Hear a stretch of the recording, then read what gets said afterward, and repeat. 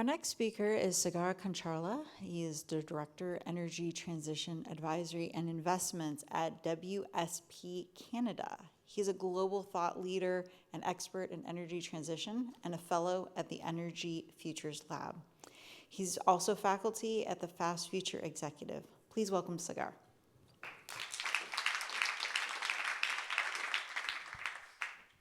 Thank you. It's great to be in LA.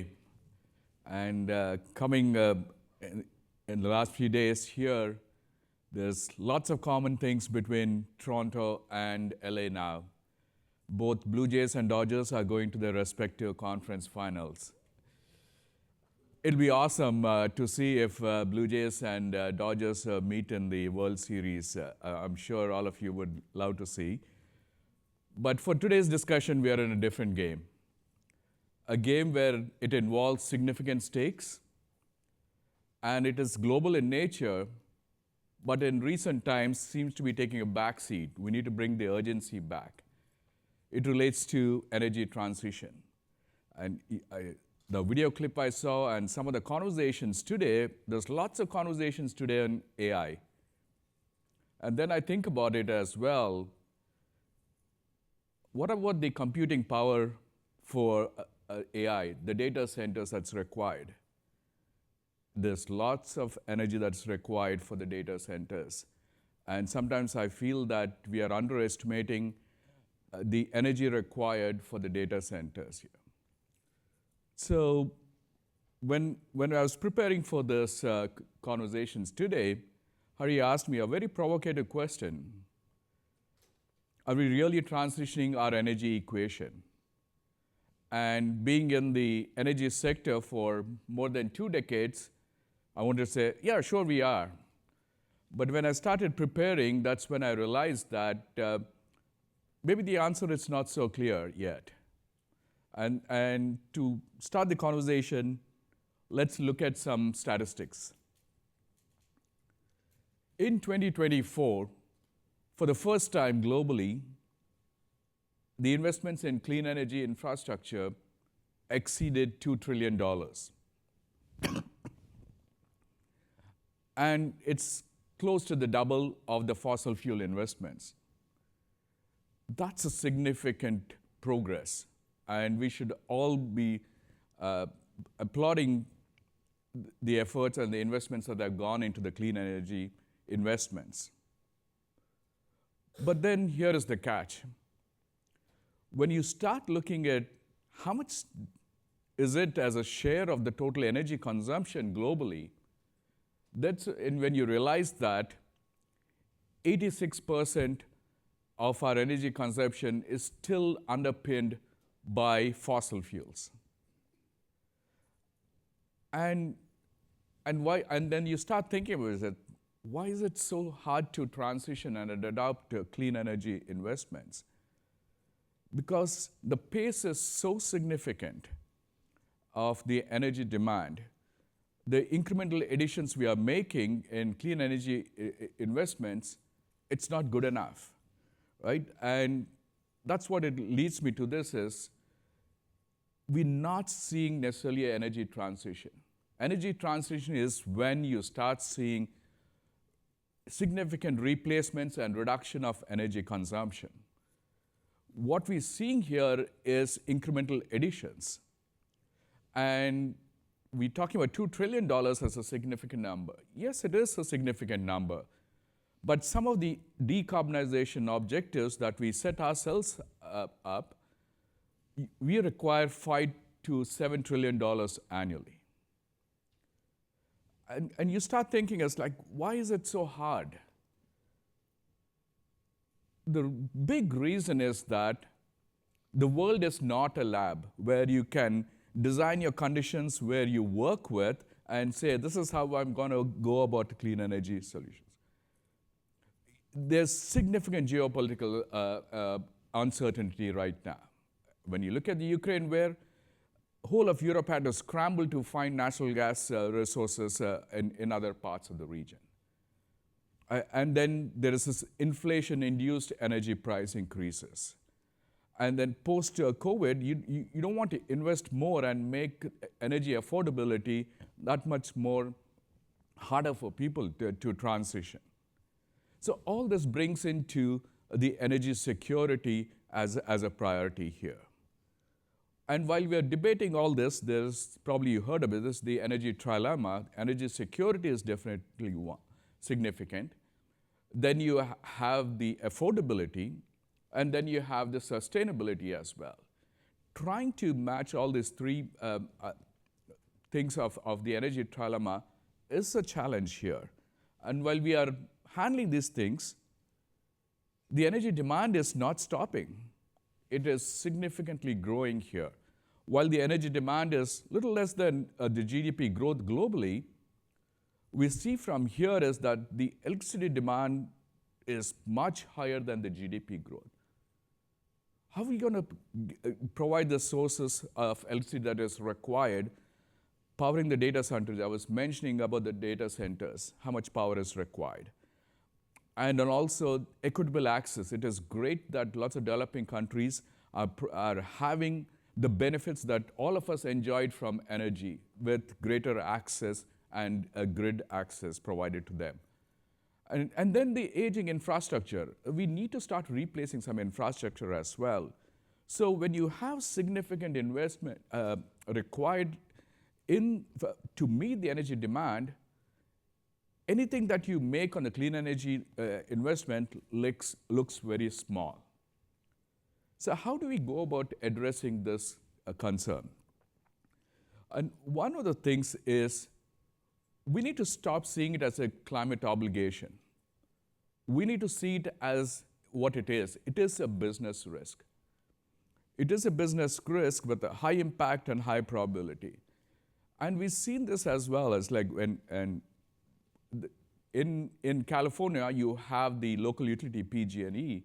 In 2019, with the forest fires, where didn't make necessarily investments in the aging infrastructure, they were reportedly one of the first companies to be declared bankruptcy under the climate change.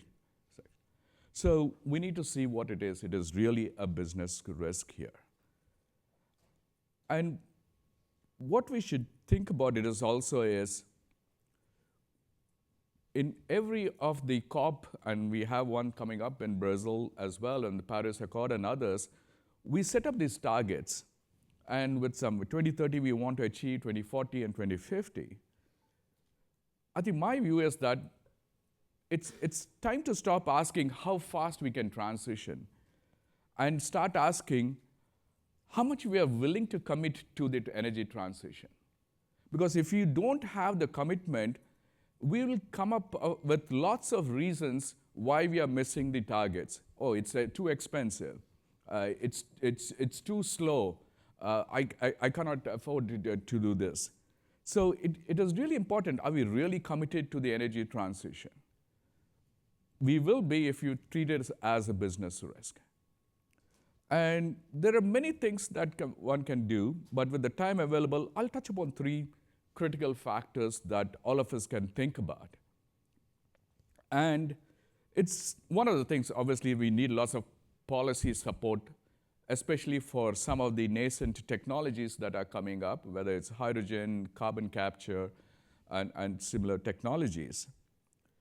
And it is easy to go to the government and say we need lots of incentives, right? And true, they are required. But at the same time, we need to see what is that we can leverage here. The first thing is lots of discussions today in technology, and this is true in energy technologies. We have significant existing technologies can be put to use. What is really required in these technologies is how can we make them a little better and affordable? Right? We have the renewable power. Intermittency, it is an issue. How can we improve the intermittency and think about storage combinations with some of the renewable powers like wind and solar? How can we get away from platinum-based rich minerals for the fuel cells where hydrogen could be used as a long-duration storage? We talk a lot about carbon capture and utilization, but instead of storing it, can we start utilizing it? So these are the areas that where technological innovation is really required. And then the second one is the forest fires and floods are not going to wait for us till we figure out how we want to make this transition. Infrastructure will be impacted. I think probably Vince, as he talked today earlier on the watch duty, an amazing work that he is doing, and probably he'll second this as well, is we're going to see a higher frequency of floods and forest fires. So in that case, how are we investing in the infrastructure that is required to adapt to the climate change? So the resilience of the infrastructure is very critical. And the other thing I wanted to acknowledge as well, resilience in people. With so many things happening in the world currently, it is so difficult to focus on clean energy transition because we are bombarded with lots of political news hour by hour. And there is no time to think about a longer term as well. And so resilience of people when it comes to perseverance, and that's really important. And today, I think we should acknowledge today is a global mental health day today. And it's really important that we take care of the people as well. And then the third one, what I would suggest we need to think, energy systems is a long game. We need to really think about a decade, 2 decades, and 3 decades ahead, but we need to start acting today. And sometimes we hype some of the energy systems, and that's a drawback as well. Last few years, I've been working a lot on feasibility studies for hydrogen. And I used to tell many of our clients as that they expected the hydrogens to start flowing by 2030. Whereas I tell them that hydrogen belongs to the 30s decade. We don't have the enabling infrastructure that is required for hydrogen to transport and store yet. The previous generation of energy, like the solar and wind, you could use the existing grid to deliver the electrons through the grid. But when you're thinking of new technologies like hydrogen and other emerging technologies, you need the enabling infrastructure. It takes time to build, but we need to start now. Right? So we need to be pragmatic on when these systems will get delivered, but we need to start acting now. So getting to a couple of last slides here. Obviously, the transition, it's a challenge. It's not an easy task to be done. But what we need to realize is that the opportunity is also big. And when I talk about opportunity, it's not just about decarbonization. It is about job creation, growth and economic growth, health for all of us, and just making a livable planet for all of us. And lots of things are coming together as well. The opportunity is great. I talk about data centers. Just to expand on the data center and how energy and AI are so symbiotic. With AI, you can optimize your energy consumption, making it lower. That really helps us. It helps in optimizing your renewable power intermittency as well. So AI is, again, a great help in terms of energy optimization. And the symbiotic nature is that the computing power of AI in data centers requires lots of energy. So together, I think the AI and the energy sectors can definitely bring significant economic growth for the regions that they're focusing here. So the opportunity is really tremendous if we start focusing on that it is a business risk if we don't transition on the energy equation. So coming to the last slide here, so are we really transitioning on the energy equation? My response is not yet, but we can. And the way we will transition is we need to treat it as a business risk. We needed to plan as a business, like anything we do. And we as a society need to commit to the energy transition. My final word is that the equation is very challenging, but the solution is worth solving. Thank you.